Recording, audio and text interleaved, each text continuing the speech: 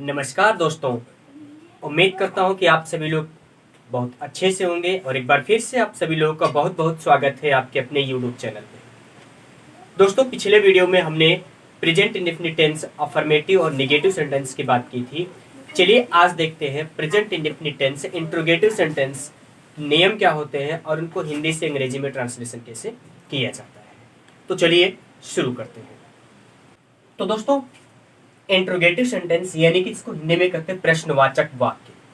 ऐसे वाक्य, ऐसे सेंटेंस जिनमें प्रश्न पूछा जाता है, यानी कि जो वाक्य प्रश्न को पूछते हैं उन वाक्यों को कहा जाता है इंट्रोगेटिव यानी कि प्रश्नवाचक। अब प्रेजेंट इंडेफिनिट टेंस में इंट्रोगेटिव सेंटेंस किस टाइप के हो सकते हैं, थोड़ा सा इसको देख लेते हैं। इसके बाद इसके नियम को देखेंगे और नियम को देखने के बाद में हम ट्रांसलेशन को सीखेंगे। तो जैसा कि आप देख सकते हैं, यहाँ पे लिखा है कि क्या शेर नदी में पानी पीता है। तो दोस्तों, जैसा कि आप देखोगे यहाँ पे शब्द जो आया है वो क्या शेर नदी में पानी पीता है। तो सबसे पहले देखिए ता है, तो ता यानी कि प्रेजेंट इंडेफिनिट टेंस का हो गया। और यहाँ पे प्रश्न पूछ रहा है, जब प्रश्न पूछ रहा है क्या शब्द से, तो ये कौन सा हो जाएगा?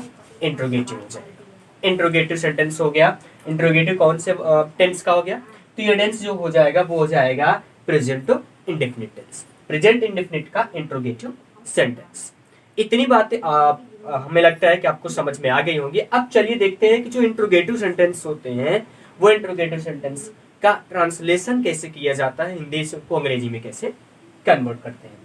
तो इंट्रोगेटिव सेंटेंस ये दो तरह के होते हैं। एक होता है यस नो टाइप और एक होता है डब्ल्यूएच टाइप। कभी कभी आपको ये मिलेगा दोनों एक ही साथ में लिख दिया जाता है, इसमें कोई विशेष अंतर नहीं होता है डब्ल्यूएच टाइप और यस नो टाइप में। बस इतना ही अंतर होता है कि जो यस नो टाइप के होते हैं इनका जो आंसर मिलता है, जो उत्तर मिलता है वो हाँ या नहीं यानी कि यस या फिर नो में मिलता है। और जो प्रश्नवाचक वर्ड्स होते हैं, जो प्रश्नवाचक शब्द प्रश्न पूछ रहे होते हैं, वो वाक्य में पहले ही होते हैं, शुरुआत में ही मिल जाते हैं। तो ये हो जाते हैं यस नो टाइप के। और इनका जब हम अनुवाद करते हैं तो अनुवाद करते टाइम पे हमें सहायक क्रिया मिल जाती है डू या फिर डज। बस इसी से हम पूरे वाक्य का अनुवाद कर लेते हैं। लेकिन जो दूसरा टाइप होता है वो होता है डब्ल्यूएच टाइप का। और डब्ल्यूएच टाइप में जो प्रश्नवाचक शब्द होते हैं वो प्रश्नवाचक शब्द वाक्य के बीच में होते हैं। जैसे यहाँ पे देख रहे होंगे लिखा है कि वे बाजार क्यों जाते हैं, वे बाजार क्यों जाते हैं। तो जो क्यों जाते हैं या क्यों शब्द ये प्रश्न पूछ रहा है और प्रश्न पूछ रहा है बीच में, वाक्य के बीच में है, तो ये डब्ल्यूएच टाइप में हो गया। और इसकी पहचान के लिए दूसरा ये तरीका होता है कि जब भी इसके आंसर की बात देखेंगे, इसका उत्तर देखेंगे, तो ये कोई रीजन, कोई कारण बताएगा। जैसे यहाँ पे अगर इसमें हम पूछते हैं कि क्या शेर नदी में पानी पीता है, तो यस या फिर नो आंसर मिलता। लेकिन यहाँ पे वे बाजार क्यों जाते हैं या क्यों शब्द का एक रीजन मिलेगा यस या नो को छोड़ करके। अब इसके लिए नियम क्या होता है कि अगर हम यस नो टाइप की बात करें तो ये हमने बताया कि आपको डू या डज से काम चल जाता है। लेकिन अगर हम डब्ल्यूएच टाइप की बात करें तो यहाँ पे जो प्रश्नवाचक शब्द होता है, यानी कि जो प्रश्न पूछने का काम कर रहा होता है, सबसे पहले उसकी अंग्रेजी लिखते हैं। इसके बाद में फिर सहायक क्रिया, सहायक क्रिया के बाद में सब्जेक्ट, उसके बाद में मुख्य क्रिया, उसके बाद में ऑब्जेक्ट। तो भाई चलिए अब इसको हम देख लेते हैं ट्रांसलेट करके, यानी कि इसको हम यस नो टाइप वाले को पहले देखेंगे, इसके बाद में डब्ल्यूएच टाइप को देखेंगे कि इनका अनुवाद हम कैसे करते हैं। तो चलिए शुरू करते हैं यस नो टाइप को। यस नो टाइप में जो प्रश्न है वो है क्या शेर नदी में पानी पीता है। यहाँ पे शेर नदी में पानी पीता है, ना कि पीते हैं, यानी कि सिंगुलर है, एक वचन है। तो निगेटिव वाले में हमने समझाया था आपसे कि डू या डज में डज का प्रयोग हम एक वचन के लिए करते हैं। तो यहाँ पे इन दोनों में से यूज क्या करेंगे? डज का। डज लिख दिया। इसके बाद में क्या लिखना है? हमें लिखना है सब्जेक्ट। सब्जेक्ट क्या है? शेर, यानी कि लायन। Does lion. इसके बाद में क्या है? वर्ब, यानी कि क्रिया। क्रिया क्या है? पीना। Does lion drink. ड्रिंक यानी कि पीता है। क्या पीता है? पानी। तो drink the water, drink water. कहाँ पानी पीता है? नदी में। इन द रिवर, इसके बाद में लगाएंगे प्रश्नवाचक चिन्ह। प्रश्नवाचक चिन्ह इंपॉर्टेंट होता है, अगर हम प्रश्नवाचक चिन्ह नहीं लगाएंगे तो वाक्य हमारा गलत माना जाएगा। तो इस तरीके से कोई भी वाक्य हो, अब अगर यहाँ पे कोई भी बहुवचन का सब करता होता तो यहाँ पे हम दो का यूज कर लेते, एक वचन का था डच का यूज कर लिया। तो इस तरीके से कोई भी वाक्य जो मिलेंगे उनका ट्रांसलेशन इसी नियम के आधार पर इसी तरीके से किया जाएगा। एक हम देख लेते हैं WH टाइप का। तो WH टाइप में है कि वे बाजार क्यों जाते हैं। चलिए, तो नियम ये कहता है भाई सबसे पहले लिखना क्या है, क्वेश्चन वर्ड यानी कि प्रश्नवाचक शब्द को। तो प्रश्नवाचक शब्द यानी कि जो प्रश्न पूछने का काम कर रहा है वो क्यों, और क्यों की अंग्रेजी लिखेंगे तो हो जाएगा व्हाई। और इसके बाद में क्या लगाना है, डू या फिर डज। तो डू या डज में से हमें यूज करना है वह वर्ड जो कि सुटेबल हो हमारे सब्जेक्ट के साथ में। तो सब्जेक्ट हमारा है वे यानी कि बहुवचन, तो इसके साथ में क्या लगाएंगे हम, डू, क्योंकि बहुवचन के साथ में यूज किसका होता है, डू का होता है। Why do. इसके बाद में क्या लिखना है, सब्जेक्ट। तो सब्जेक्ट क्या है, वे यानी कि दे, वाई डू दे। इसके बाद में वर्ब, वर्ब क्या है, जाते हैं, वाई डू दे गो। कहाँ जाते हैं, मार्केट यानी कि बाजार, ये हो जाएगा हमारा object, to market. Why do they go to market. Object तक की बात कंप्लीट हो गई। अब हमारा बच क्या रहा है, बच रहा है इंट्रोगेटिव मार्क। ये हो गया हमारा वाक्य कंप्लीट। तो इंट्रोगेटिव सेंटेंस जो दो तरह के होते हैं, एक यस नो टाइप का, एक WH टाइप का, वो दोनों हमने लिख दिया। और सबसे महत्वपूर्ण कि हमने यहाँ पे नियम लिख दिया है। अब इसी नियम के आधार पर सभी प्रश्नवाचक वाक्य जो कि प्रेजेंट इंडेफिनिट टेंस के होंगे उनका ट्रांसलेशन किया जाएगा। अब मिलते हैं अगली क्लास में। कहाँ के, चलिए अब देख लेते हैं इंट्रोगेटिव नेगेटिव सेंटेंस को। इंट्रोगेटिव नेगेटिव यानी कि प्रश्नवाचक नकारात्मक, ऐसे वाक्य जिनमें प्रश्न भी पूछा जा रहा हो और नहीं भी प्रयोग किया गया हो। तो ऐसे वाक्य का अनुवाद हम कैसे करेंगे, तो इसके लिए हमने नियम लिख रखा है। यानी कि सबसे पहले लिखना क्या है, सब्जेक्ट, सॉरी सबसे पहले डू या फिर डज, इसके बाद में सब्जेक्ट, और सब्जेक्ट के बाद में यूज करना है नॉट, नॉट के बाद में वर्ब की फर्स्ट फॉर्म, इसके बाद में ऑब्जेक्ट, इसके बाद में इंट्रोगेटिव मार्क। तो चलिए दोस्तों अब देखते हैं प्रेजेंट इंडेफिनिट टेंस का इंट्रोगेटिव नेगेटिव सेंटेंस।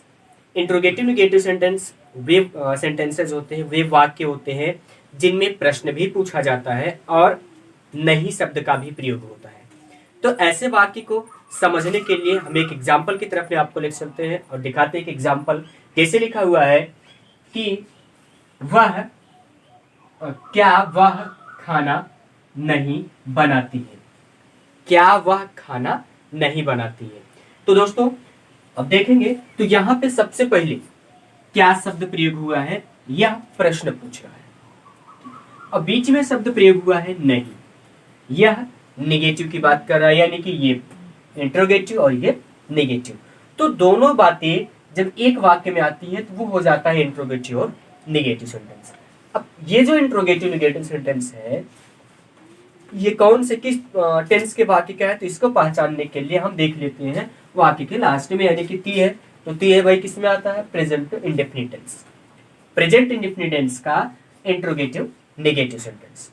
अब इंट्रोगेटिव नेगेटिव सेंटेंस तक की जब पहचान हो जाती है तो फिर हम इसके अनुवाद का नियम देखते हैं, यानी कि ट्रांसलेशन किस आधार पे करेंगे, इसको हिंदी से अंग्रेजी में कैसे बनाएंगे। हिंदी से अंग्रेजी बनाने के लिए यहाँ पे हमने नियम लिख रखा है। सबसे पहले हमें डू या फिर डज लिखना है, इसके बाद में फिर सब्जेक्ट यानी कि कर्ता की अंग्रेजी लिखनी है, और इसके बाद में नॉट का प्रयोग करना है। नॉट का प्रयोग करने के बाद में हमें वर्ब की फर्स्ट फॉर्म का यूज करना है, यानी कि जो क्रिया है, मुख्य क्रिया जैसे यहाँ पे बनाना यानी कि बनाती है, तो इस तरीके से जो भी क्रिया हमारे वाक्य में रहेगी उसका प्रयोग करना है, और इसके बाद में हमें ऑब्जेक्ट यानी कि कर्म को लिख देना है।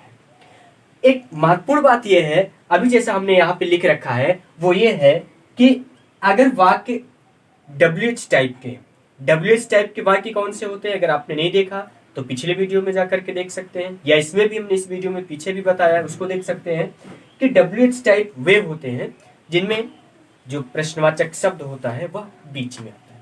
तो ऐसे वाक्य जैसे यहाँ पे भी हमने लिखा है क्यों शब्द, तुम अपना कपड़ा क्यों नहीं धोते हो, तो क्यों शब्द ये जो आया है क्यों शब्द यह बीच में आया है, तो ये WH टाइप का हो जाएगा। तो WH टाइप के लिए हमें कुछ अलग से नहीं करना है, बस क्या करना है कि वाक्य के अनुवाद करते टाइम पे उसी शब्द की यानी कि जो प्रश्नवाचक शब्द जो बीच में आया है उसी की अंग्रेजी हमको पहले लिख देनी है, बस इतना सही काम करना है और इसी नियम के आधार पर उसका भी ट्रांसलेशन आसानी से हम कर लेंगे।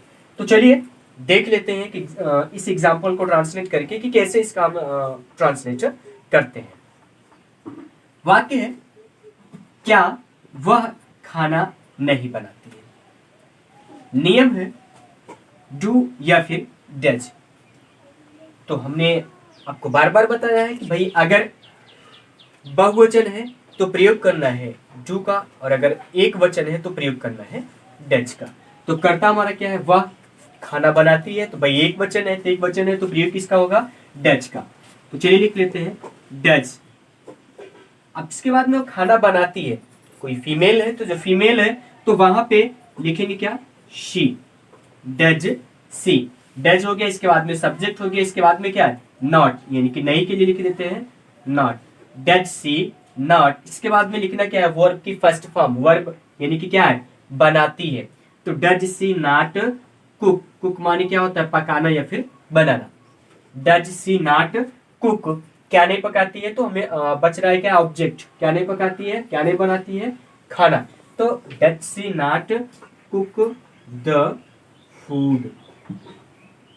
ये हो गया हमारा ऑब्जेक्ट। फिर से समझ लेते हैं।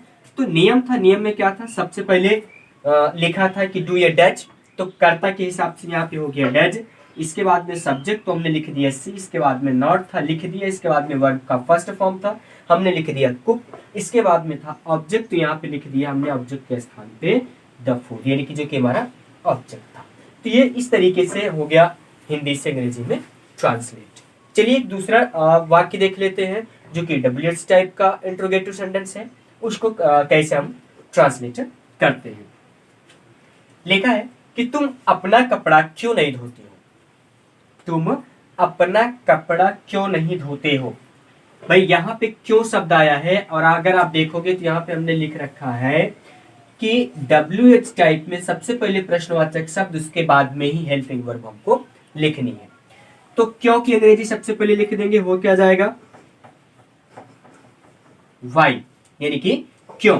अब वाई हो गया तो वाई के बाद में हमें क्या लिखना है डू या फिर डज। तो डू या डज यहाँ पे जो तुम शब्द आया है तो तुम शब्द के लिए यानी कि यू होता है तो यू के साथ में यूज किसका करते हैं डू का यूज करते हैं, तो यहाँ पे क्या लिख देंगे डू, वाई डू यू। इसके बाद में क्या लिखना है not, why do you not. इसके बाद में वर्ब की first form why do you not क्या नहीं करते हो नहीं धोते हो, why do you not wash क्या नहीं वॉश करते हो अपना कपड़ा, why do you not wash your clothes, why do you not wash your clothes.